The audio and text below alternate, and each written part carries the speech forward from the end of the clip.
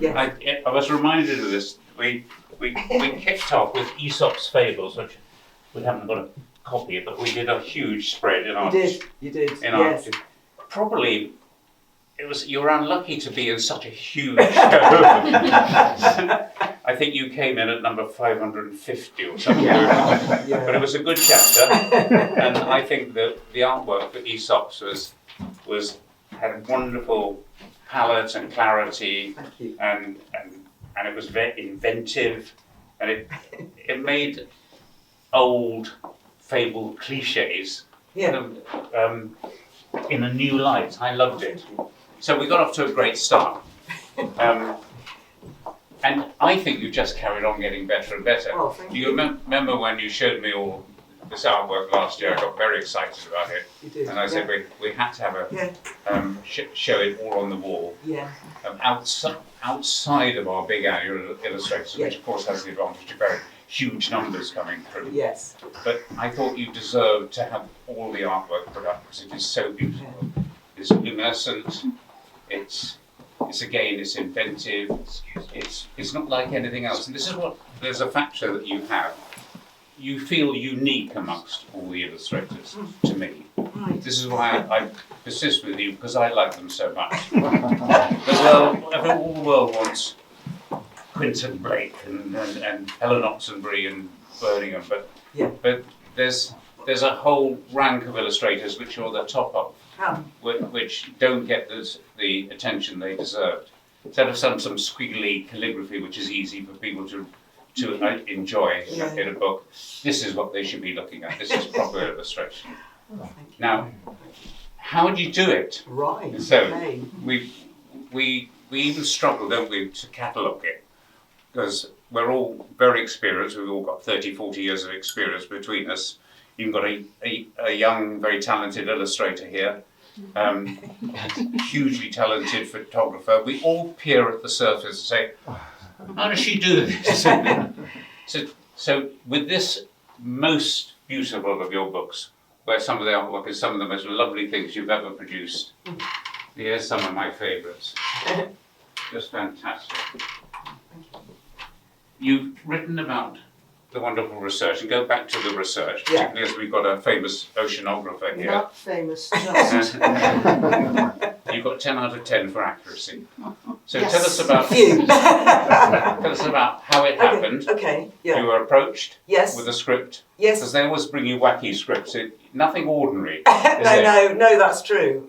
You don't run a rerun of Little Red Riding Hood or anything. No. It's always an interesting story, but you must pick and choose. Do you attract that sort of something which is going to challenge you? Yeah, I think. Yeah, I mean, I haven't enjoyed every text that I've been sent, but this one, it's a publisher that I've worked with before now, so we've got a great working relationship, and they sent me this text, which is a rhyming text and a very powerful text. I used to collect fossils when I was a girl, and I've always loved sea creatures, and sort of the weirder the better appealed to my tastes. And this text, I remember sort of taking us away to Suffolk kind of on holiday and sort of thinking, wow, this is amazing, and really being kind of quite overwhelmed by it, because my early days as a fossil collector didn't really sort of take me into the kind of scientific detail. And I started to, I always start with the text and let it sort of evolve inside me. And then I kind of do doodles that don't mean anything to anybody but me.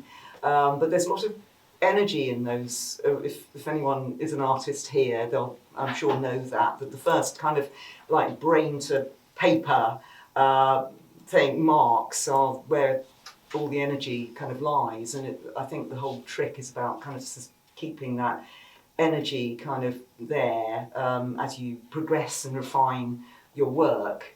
So I then got down to really doing a lot of very hard research. There's some areas that, I didn't know about the early geology, I didn't know about the Hadean Earth, I didn't know about the amazing storms that were there for sort of millions of years, is that right? The first rains that then created the oceans. and then how life evolved. Through all this research and this reading, and I was helped enormously by, I live in Cambridge and went to the Cedric Museum just before lockdown and spoke to people there. It's down the site in Cambridge, and it's the Museum of the sort of Earth Sciences there in Cambridge. So I got some insight there, and then I was put on to talking to somebody who was then working for Oxford Natural History Museum, who now works at the London Natural History Museum and sadly can't be here tonight, which is a real shame, Dr. Imran Rahman, and he was massively helpful in sort of putting me on track and being our fact person for the book. And he, there's a lot of stuff floating around on the internet in terms of research, but you've got to be directed into the right places, and there's a lot of misinformation there, just in terms of what would have been floating around in the sea at the same time. And he was saying, look, these things actually would not have been there at the same time as these things. So, I was just sort of learning, and then that all sort of floats around in my head, and it's a sort of a, putting it, I can't remember the sub-control is a phrase that a friend of ours uses for the sort of creative process, how those ideas sort of somehow start to kind of gel together. Is this what, take it back, is this what you meant by your energy? Are you touching on imagination now? I'm touching on imagination, how this because sort of so far process works. you just described a lot of objects that you're going to accurately represent here. Yeah. But then you're doing something very imaginative to I think. Is that what you meant by your energy? I think the energy is, thank you for sort of trying to make me clarify that. The energy is sort of literally these first squiggles in pencil in a sketchbook have got a lot of energy in them, because there's no sort of, they're just brain to hand onto paper, and those ideas might not turn into anything particularly meaningful, but ultimately they might not be used in the book, but some of them might. And I think with my work, because it's about sort of refining images, and it's very detailed and it's very, very painstaking, and it took 3 years to do this book. So by the end of it, you don't want it to look sort of deadened by the kind of time that's passed. But I think also what I mean about the thing of feeding in all this research, that somehow my imagination sort of chomps that in and then floats it out again onto paper. And I don't really understand that process or what happens, but I think I've got a certain way of working that's very involves sort of sweeping designs. I mean, that's very innate to me. So that's what I do next, is to try to sort of actually harness that research and make it concrete and assimilate these little squiggles, meaningless but dynamic squiggles. You're using a pencil. Are you thinking in colours? I'm not thinking particularly in colours at the time, no. I'm thinking... Just design and structure. Yeah, it's all done in pencil, black and white. So I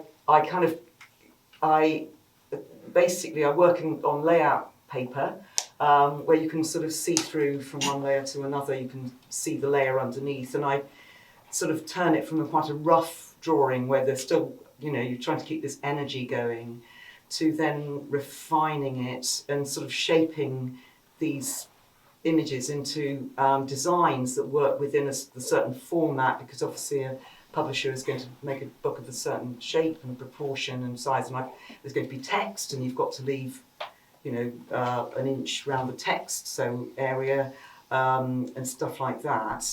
So there's all that to think about. So basically it's a process of refining until you finally get to these finished roughs where everything is kind of in position in black and white, and then I scan those, and so from pencil drawings I can darken them so they're black line on a white background, and I email those off to the publisher, and then see what their comments are.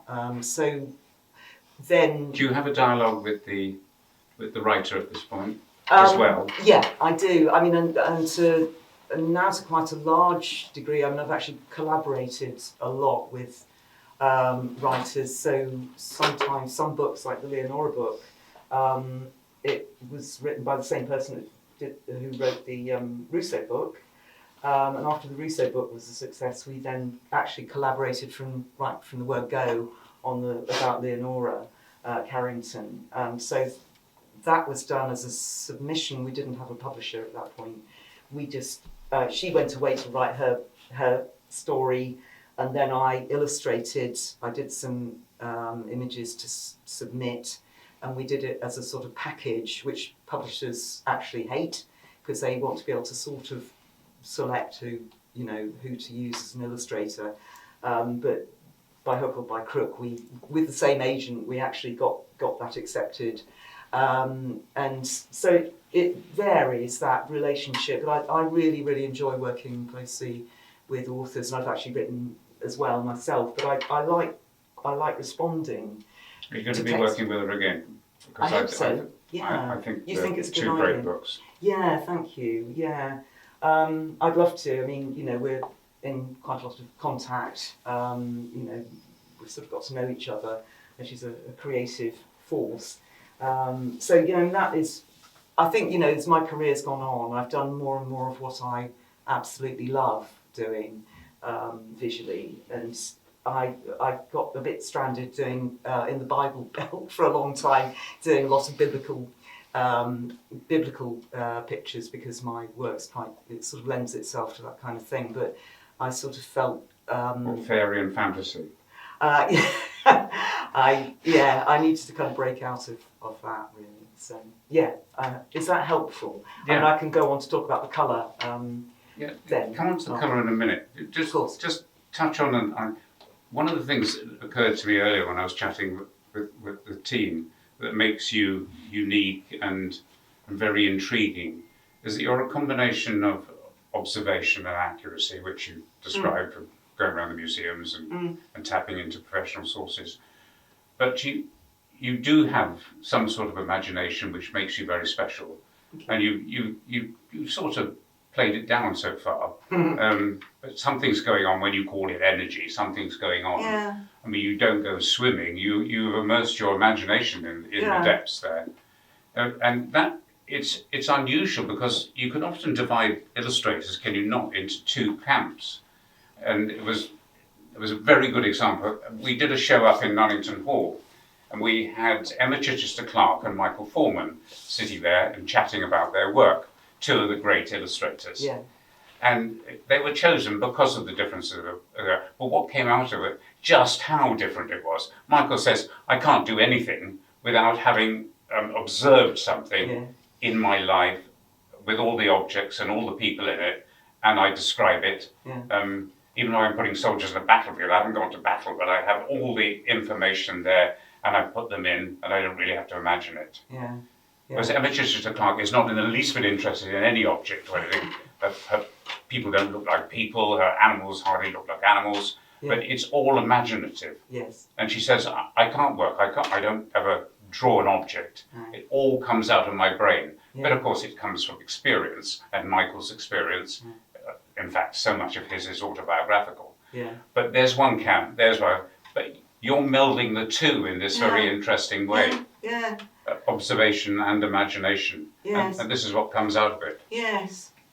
I mean, then there's the beauty. So talk about the materials, the colours, how you actually put it on. Yeah. Okay. Well, after the roughs have been approved, or I've amended them so that they are then approved.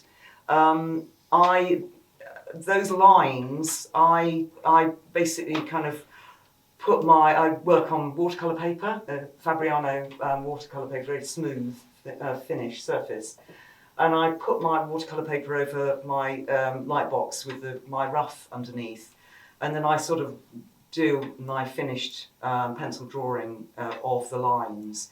and then I put it onto a board and stretch it. If everyone knows what that means, I make the paper wet and then tape it onto the board so it dries flat. And so the drawing is there, all the lines are there. I then put background washes on, and for that I use their amazing sort of very radiant watercolour inks, which I've been using for years. And they're just the most fabulous colours, and they're very concentrated in little sort of test tube things. And watercolour inks. Yeah, inks. They're watercolour inks. It's liquid watercolour, and they're called Dr. Martens. I think it's an American company anyway, commonly available. So I use those as washes, and that's always quite nerve-wracking because it's like lots and lots of paint, and you're kind of moving it around and making sure it dries, sort of get a gradation like this picture. So, it's got lighter turquoise and then a deeper blue, and you're sort of doing that. So you get a nice smooth effect. I mean, my performer is a genius at watercolour. He works, deftly and sweeping, beautiful colours. So I'm not sort of doing the same thing as him, but it's something of that kind of. Well, he's come back down to earth a bit. He used to work in those fabulous inks. Yes. And he doesn't do them anymore because he's had so many traumas of encountering collections where they put them in the light and almost disappeared. Yeah. There was one time I observed, we went round to Terry Jones's house, who wrote a lot of books with him, and he bought a lot of his pictures. Yeah. And Terry had them all up the stairs. Oh. And I know. there's a big window there, and the stairs are up here, and he had them there. Yes. And of course Terry just had them, and it's the trouble with pictures, if you don't move them around, they become like background music, you don't notice them. Yeah. And Michael and I were going upstairs to see the rest of the pictures, and I stopped and went, oh. And Michael went, Christ. and Terry in that high pitch went, what's wrong?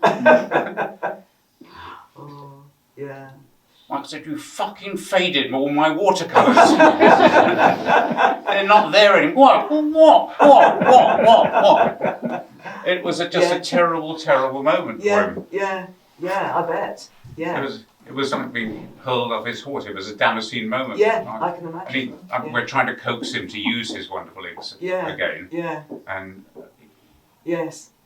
Sometimes. Yeah. But he just can't bear what happens to his watercolours. Yeah. So when we sell these, we offer ultraviolet screening glass. Good. Yeah, that's great. But they're not pure inks, are they? You say they're watercolour. They're watercolour inks, and that's what they're called. I'd have to look at the actual bottles, but but that's what I use as the background, because you can't achieve those colours with when they're in a palette in a sort of solid form. Those watercolours that in sort of little palettes, they've got more sediment in them. These are very sort of clean colours, and I actually really love that. And I'd be very flawed if I wasn't using them, I think, because for me the colour is just so all important, really, that the colours work. So when I've done, when I've got my background in it, and I've kind of worked my watercolours into all the different creatures and so on, I've still got pencil lines there, but then once that's dry, I rub away all the pencil. Isn't the pencil underneath? No, the pencil. When I work, I'm working in pencil on top of the watercolour paper, but the layout, the rough is underneath, so I can see through because there's a light box projecting the line of the rough. So I've got a sheet of paper with the... Sorry, I'm being thick. Can you start again on that? Okay, I will, yeah. So I get my roughs, and they are on white paper, and they're black line, and I make them the absolute right size that I want. I then put those on a light box, which is in part of my desk. It's just illuminated from underneath. So I put my watercolour paper on top of that, so I can actually see the lines coming through from the rough underneath. Yeah. and then I work on top of the watercolour paper, but Yeah. in pencil line, to get my lines for my illustration. So I'm tracing basically, but refining as I go from the rough underneath. Is that Yes, makes okay, sense? so far Yeah. you've got a pencil drawing. okay? Got a pencil drawing, and then I do the stretching and making the paper wet, putting it on the board, and then when it's dry, start with the watercolour. So I've got my pencil lines on that piece of paper and know exactly what I've got to do where. But when I've basically worked into the shapes I've got, so with this one, the barracuda has got, you have a pencil line around it, the teeth are all there, everything is there in pencil, and I can work into it, build up the colour in watercolour. And the other thing I use, I don't know if it's a common thing, to take away the watercolour, I use bleach, very dilute bleach. So on the teeth, where I want something very white, because that would be part of the pale blue background, I lift the colour off with a very dilute bleach. I don't know if that's a common thing. Yeah? Yeah. I don't know if it's common, but it's clear. Yeah, it You're is. an artist, I yeah, you do, have yeah. a bit of bleach. Yeah. It doesn't damage the paper because it's so No. dilute. But it, rather than going round things, you sort of actually lift the colour off. And so once all that's dry, the watercolour, I then rub away all the pencil lines so it's completely clean and dry, and then I start to work. So your watercolour is within pencil lines? Yeah, it's None of the pencil lines are submerged beneath the watercolour? they're sort of still get-atable and rub-outable. Without losing any of the water? Yeah, exactly. It remains there, which is fantastic. It doesn't go away, and it's because the watercolour's so fine. I think, and it's because it's not opaque. It's not sort of sealed in by the watercolour. Yeah, exactly. So I haven't really thought about that, but now you mention it. So and then I start to work in with whatever material or medium I feel is going to suit the particular book. And I used to work pretty much exclusively with Caran d'Ache crayons, pencil crayons, but it's often now I'll use gouache, or with the Rousseau book I used acrylics because I wanted to paint, the field paint. The Rousseau book the Rousseau book down there. But with this book I used all sorts of things. I used these wonderful, they're called Stabilo. Again, do you know that they're a wonderful sort of pastel pencil crayon? They're in a sort of crayon form, but they're very soft and they're wonderful. You can sort of put them on and then you can blend them. You've got a little thing like a kind of very compacted paper, kind of looks like a pencil. You can sort of rub them and they make a lovely surface, and then you can actually work on top of those with Caran d'Ache or whatever. So certain materials go on top of other materials, but some materials don't go on top of other materials. So you've got to know which order to do things in. But as I'm building up, there's a sort of richness that comes through and a sort of opacity, I think, eventually, which I'm really after. I think I want a kind of world that you can step into and, well, hopefully not underwater, but that's quite sort of concrete in some way. But it very much evolves as I'm doing it, and I think the designs evolve. So something does happen creatively, but it's impossible to put my finger on it. I think I start with the design, and then I kind of go in and think, what's the barracuda actually look like?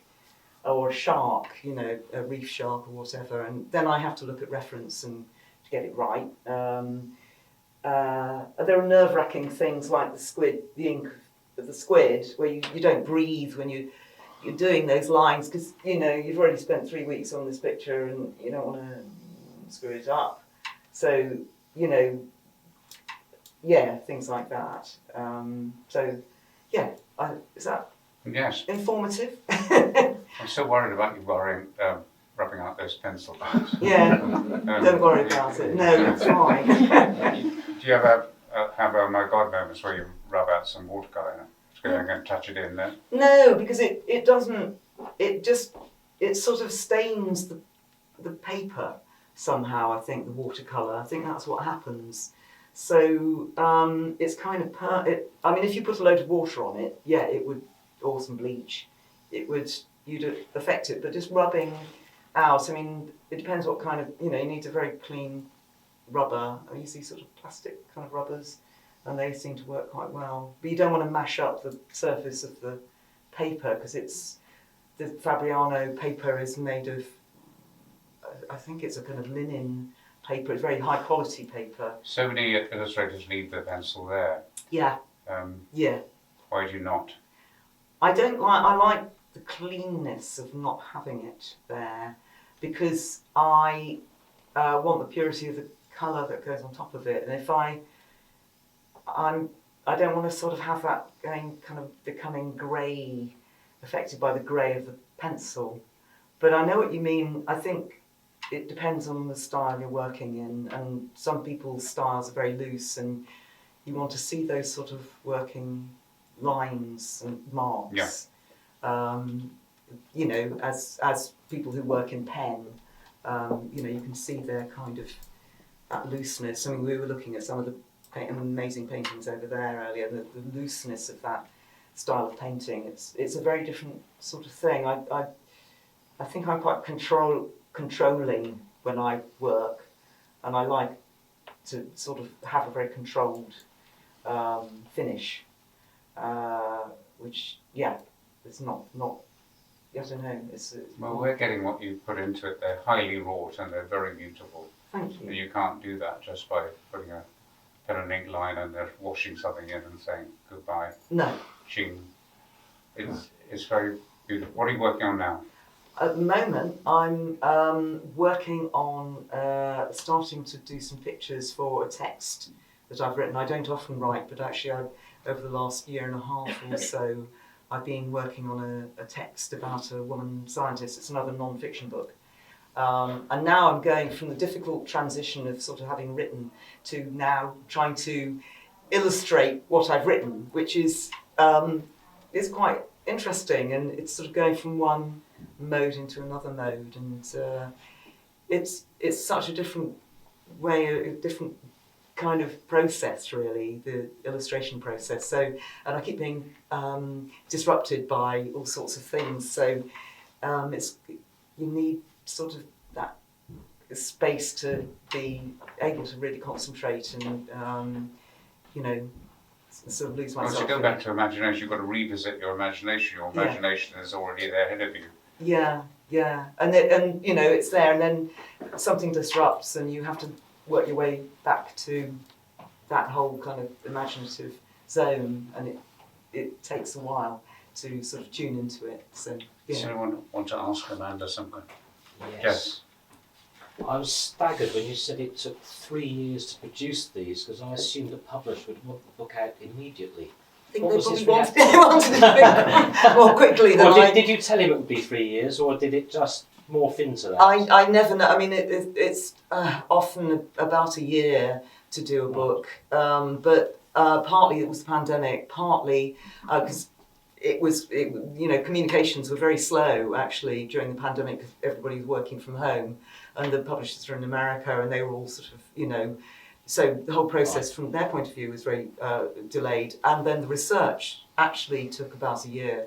I was reading, I'm not scientifically trained, but I've been directed to read, things at sort of PhD level, get my head around them, and because the publishers haven't really thought about this. If you're doing a book like this, I've got to know what things look like. You simply got to understand it, and I didn't, so I had to kind of absolutely bury myself in it. So I was looking at amazing little fossils from all over the world, on the internet and so on. And but then the actual work itself, the finished artwork probably took about a year, I should think. So, you know, it all piles up really. Vary them to some degrees, and depending on, I mean, like this one with the cod and so on was, I imagined it in a colder sea.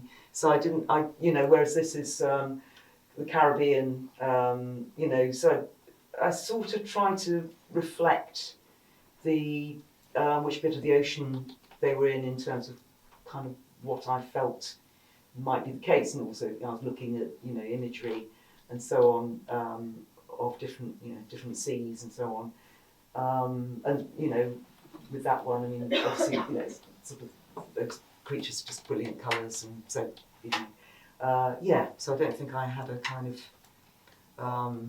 no, a sort of it evolved really. Okay. Yeah. I've got one more question about the medium and your use Yeah. of inks at the beginning with the washes. Yes. They're so beautifully smooth. So do you wet the paper again after stretching to then do an even wash, or how does it work? Yeah, yeah. That's always the thing, is how wet to make it really. Because yeah, I make it quite wet, and then you're working really quickly with a big brush just to sort of keep it going. And I've got these great boards now that I use as sort of plywood with a sort of frame behind them. Mm. They're quite light, so you're sort of moving it around. And if you have to keep with it. And, you know, you've got to have a day when you know there's going to be no deliveries or anything like that, or somebody who can helpfully answer the door if there are. But yeah, so that's always a bit nerve-wracking. And sometimes when it dries, it's like there's a bit that doesn't, where the colour doesn't kind of go, and you know, so. But you get one chance with the original watercolour bit. So yeah, I make it wet, and then that's the wet. You know, it can be very, very, very wet. And often I'll sort of find I'm not putting enough colour, I'm sort of not being daring enough. So, you know, I have to put more and more colour on, because it actually looks much more intense when you put it on when it's wet, and then it dries and it's sort of a bit kind of dismal and not quite vibrant enough. So it's about being sort of bold, I think, with colour, really. Yeah. Can you go and do another layer if you're not happy?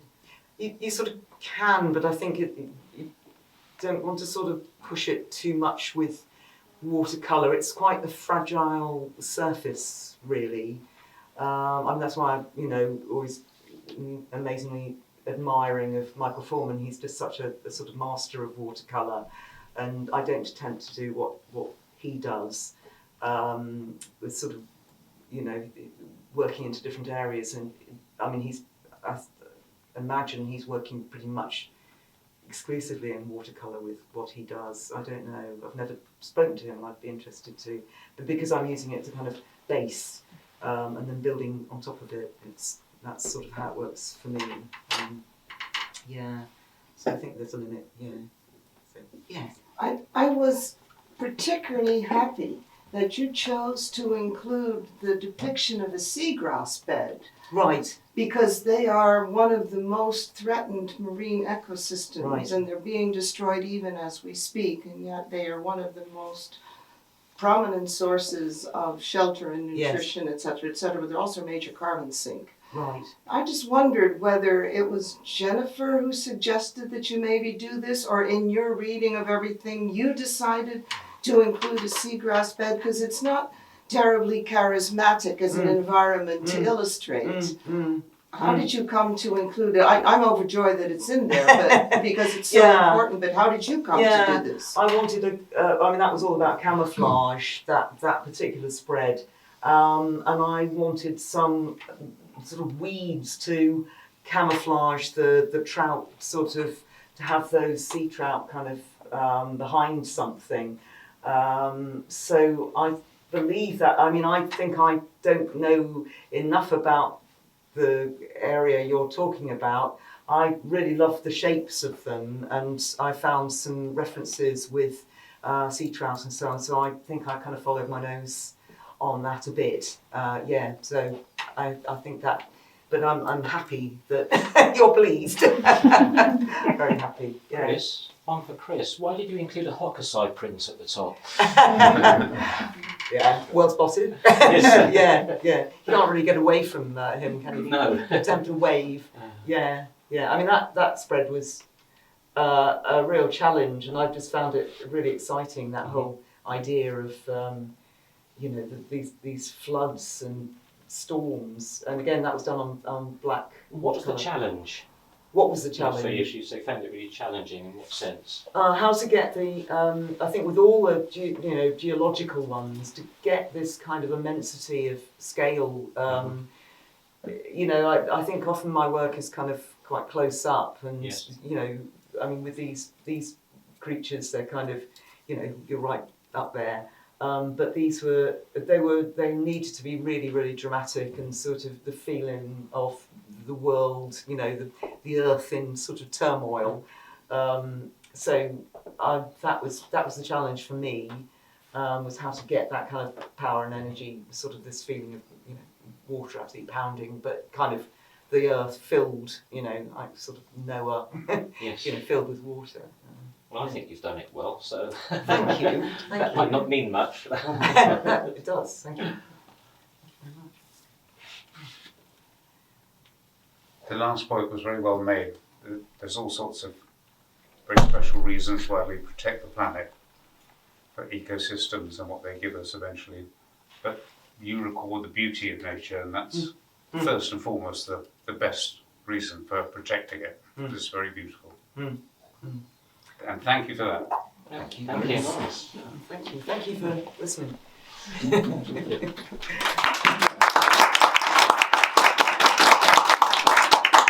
The bar is still open.